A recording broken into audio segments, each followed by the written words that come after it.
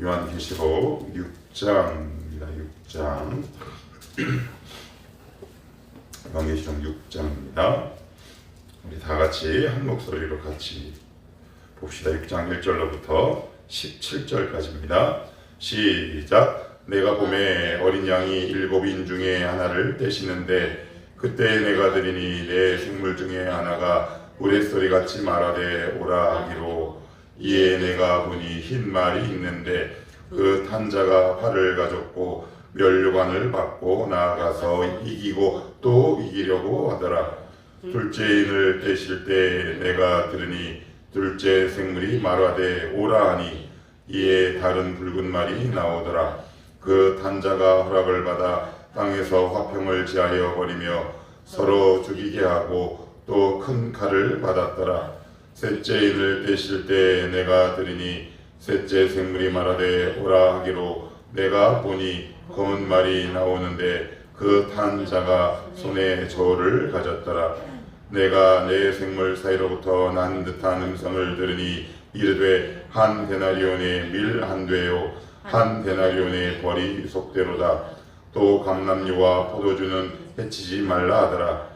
넷째 인을 떼실 때 내가 넷째 생물의 음성을 들으니 말하되 오라 하기로 내가 봄에 청황색 말이 나오는데 그 탄자의 이름은 사망이니 음부가 그 뒤를 따르더라. 그들이 땅 4분의 1의 권세를 얻어 검과 흉년과 사망과 땅의 짐승들로서 죽이더라. 다섯째 인을 떼실 때 내가 보니 하나님의 말씀과 그들이 가진 증거로 말미암아 죽임을 당한 영혼들이 제단 아래에 있어 큰 소리로 불러 이르되 거룩하고 참되신 대주제여 땅에 거하는 자들을 심판하여 우리 피를 갚아주지 아니하시기를 어느 때까지 하시려 하나이까 하니 각각 그들에게 흰 두루마리를 주시며 이르시되 아직 잠시 동안 쉬되 그들의 동무 종들과 형제들도 자기처럼 죽임을 당하여 그 수가 차기까지 하라 하시더라. 내가 보니 여섯째 인을 떼실 때 큰 지진이 나며 해가 검은 돌로 짠 상복같이 검어지고 달은 온통 피같이 되며 하늘의 별들이 무화과 나무가 대풍에 흔들려 설 익은 열매가 떨어진 것 같이 땅에 떨어지며 하늘은 두루마리가 말린 것 같이 떠나가고 각 산과 섬이 제자리에서 옮겨지매 땅의 임금들과 왕족들과 장군들과 부자들과 강한 자들과 모든 종과 자유인이 굴과 산들의 바위 틈에 숨어 산들과 바위에 말하되 우리 위에 떨어져 보좌에 앉으신 이의 얼굴에서와 그 어린 양의 진노에서 우리를 가리라.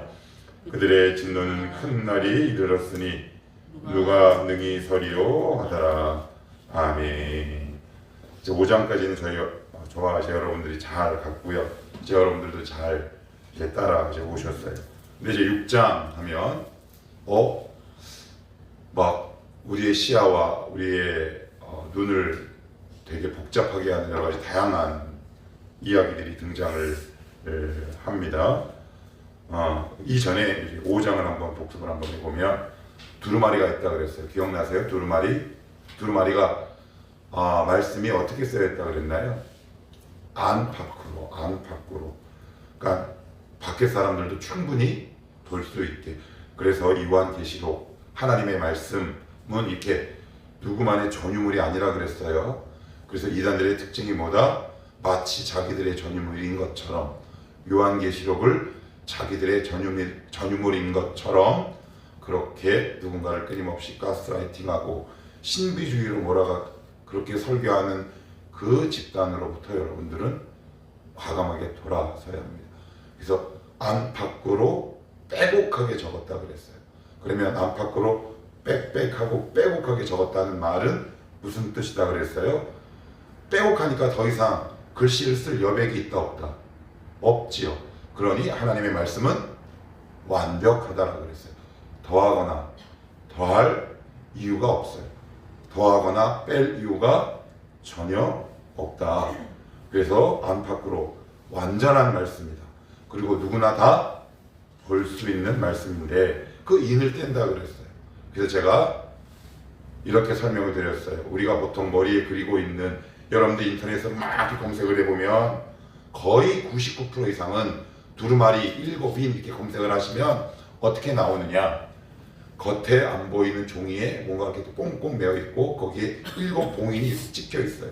그 틀린 거라고 그랬어요. 틀린 거. 첫째, 밖에 글씨가 안 써져 있어서 틀렸고요. 거기서 일곱인은 눈에 보이는 일곱인이 아니라, 일곱은 무엇을 상징한다? 완전을 상징하는데, 그 완전한 것을 떼는 분은 합당한 분이라고 그랬어요. 그 누가요? 예수 그리스도라고 그랬습니다. 예수 그리스도. 합당하다라는 뜻이 선하고 정의롭다. 그러니까 선하고 정의로운 예수 그리스도만 그 인을 뗄 수 있다. 이렇게 말씀을 드렸습니다. 자, 그러면 이제 1절로 갑니다. 1절입니다. 내가 봄에 어린 양이 일곱인 중에 하나를 떼시는데, 제가 지금 말씀드린 거예요. 눈에 보이는 숫자라 이렇게 이해하시면 굉장히 곤란하다. 일곱인 중에 하나를 떼시는데 그때 내가 들으니 내 생물 중에 하나가 우레소리 같이 말하되 오라 하기로. 그래요. 그러니까 우리가 요한계시록 가면 가장 먼저 떠오르는 게 뭐냐면 이 말이에요. 종말, 재림, 말세.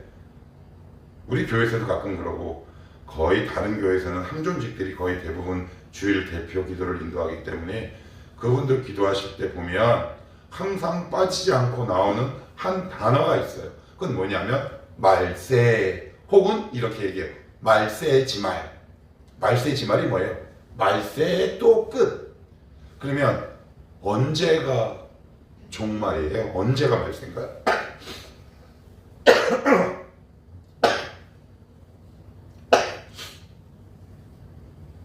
아유, 죄송합니다.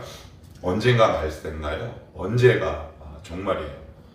그러니까 이 부분에 있어서 거의 대부분 교우들이, 우리 성도분들이 오해하고 있는데, 말세하면 이렇게 생각해요. 미래 언제라는 시간의 개념을 생각해요. 그 개념이 아님을 꼭 염두에 두셔야 돼요. 종말, 말세는 예수님의 초림과 재림 사이가 다 종말이에요. 혹시 들어보셨나요? 종말론적 기독교. 기독교는 종말을 향해 가고 있어요. 예수님이 이미 이 땅에 오셨어요. 부활하셨어요. 그 재림 사이를 다 종말이라고 해요. 그러니 이 요한계시록은 우리가 미래에 다가올 어느 시점에 일어날 이야기가 아니라 이미 이루어지고 있는 중이다. 이루어졌고 이루어져 가고 있는 중이다. 이렇게 이해하셔야 돼요. 안 그러면 자꾸 우리는 어디에 관심을 두고 있느냐? 언제 올 텐데. 궁금하세요? 안 궁금하세요? 궁금합니다. 우리는 시간의 한계와 제약 속에 살고 있기 때문에 언제가 너무너무 중요해요. 그런데 이 요한계시록은 언제라고 시간을 딱 이야기하는 경우는 한 번도 없어요. 이걸 꼭 여러분들 염두에 두셔야 돼요. 이건 너무너무 중요하기 때문에 다시 한번 제가 반복하지만, 성경에서 말하는 종말, 말세는 어디냐?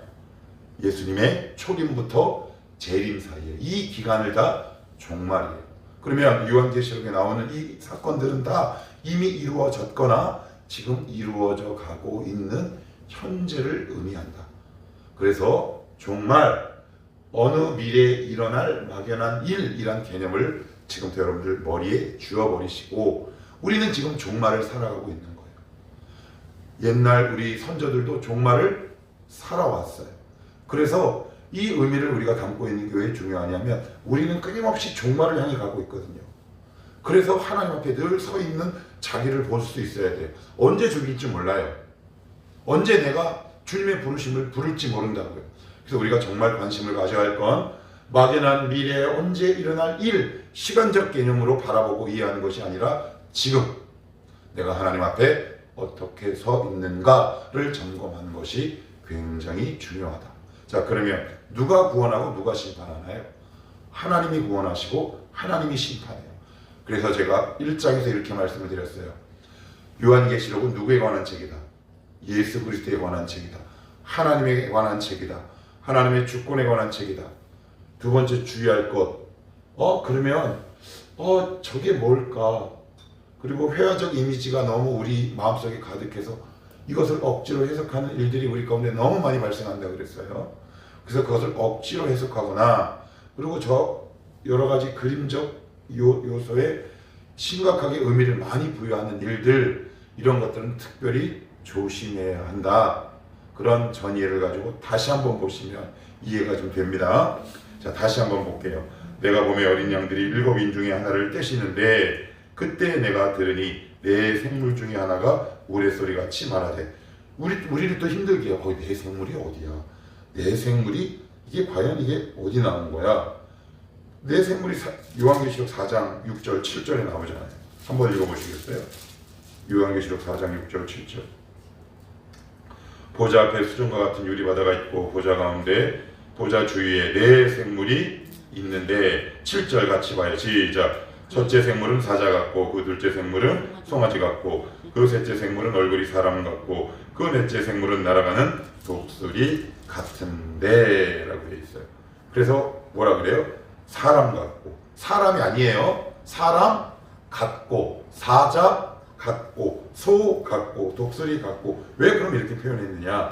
사람은 만물의 영장이잖아요. 사자는 맹수의 왕이란 말이에요. 소는 가축의 왕이에요. 독수리는 하늘의 제왕이에요. 가장 강한 것으로 표현하는 것, 이렇게 상징한다, 이렇게 보시면 되고요. 그리고 이것을 굳이 여러분들이 알고 싶으면 이 이야기는 아마 들어보셨을 거예요. 초대교회에 어거스틴, 오리겐, 제롬, 이 사람들이 누구냐면 초대교회 교부예요. 사도 다음에 일어난 사람들, 그걸 보통 교부라고 하는데 초대교회부터 요 네 사람, 사자, 소, 독수리가 누군가, 그래서 그들이 연구를 하기 시작했어요. 그래서 에스겔서를 보셔야 돼요. 1장 10절을 한번 찾아갑시다. 에스겔서 1장 10절. 잘 모르면 구약을 찾아보시면 돼요. 구약에 나와요. 에스겔서 1장 10절입니다. 사렘에겔입니다. 에스겔서 1장 10절.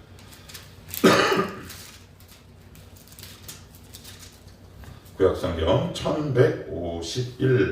1151페이지 에스겔 1장 10절 시작. 그 얼굴들의 모양은 넷의 앞은 사람의 얼굴이요 넷의 오른쪽은 사자의 얼굴이요 넷의 왼쪽은 소의 얼굴이요 넷의 뒤는 독수리의 얼굴이니. 11절까지요. 그 얼굴은 고라하며 그 날개는 드러펴서 각기 둘씩 연하였고 또 둘은 몸을 가렸으며. 어디에 나와요? 에스겔서에 나오죠. 그래서 요한계시록은 요한계시록만 갖고 풀 수 없다고 제가 지금 계속 반복합니다. 그래서 여러분들이 잘 모르겠구나 하면 관련 성경 구절을 인해서 찾아보시면 돼요. 이것을 억지로 해석하는 일은 되게 위험하다. 그런데 이것이 뭐냐? 사복음서를 상징한다라고 전통적으로 그렇게 해석을 해와요.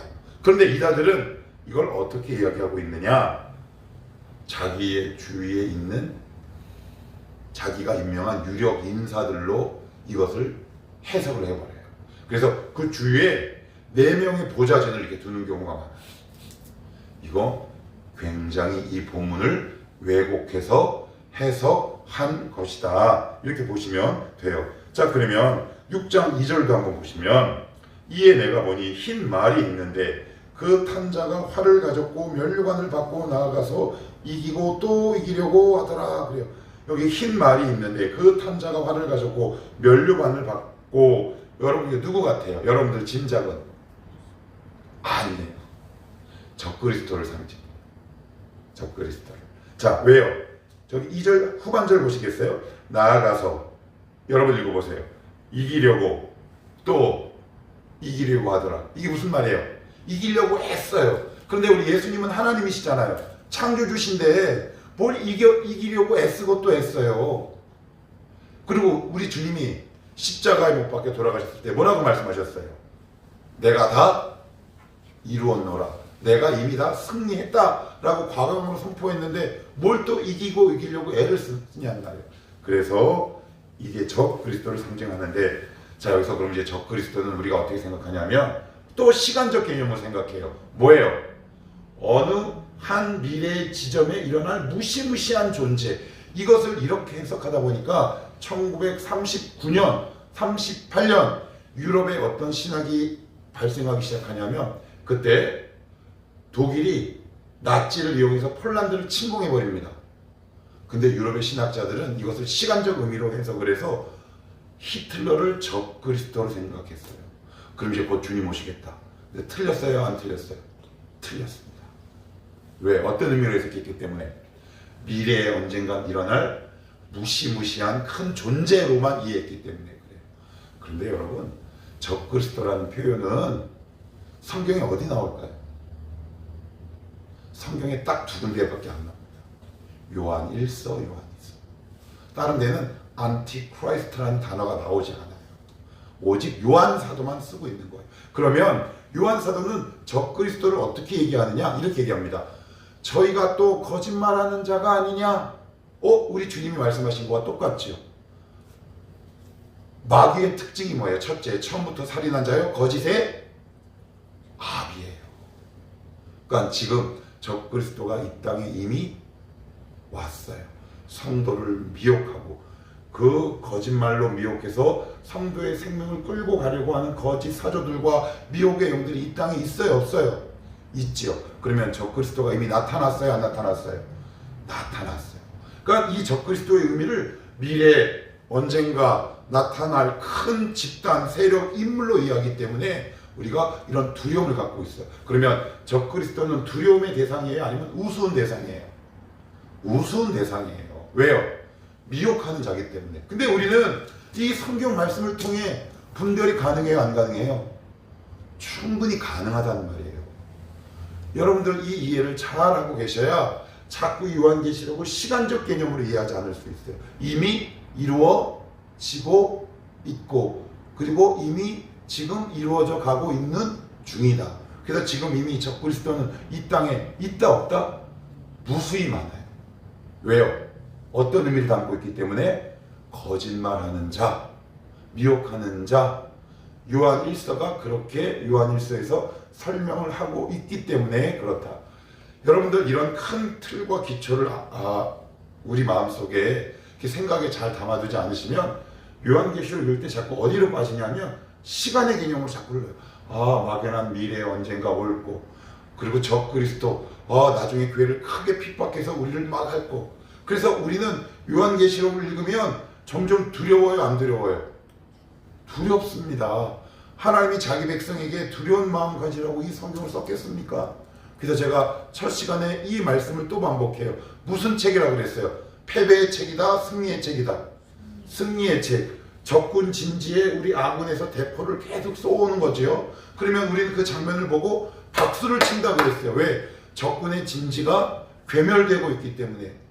이 관점으로 요한계시록을 보셔야 하는데, 조금만 또 볼게요. 3절입니다. 같이 한번 읽어봅니다. 자, 3절 시작.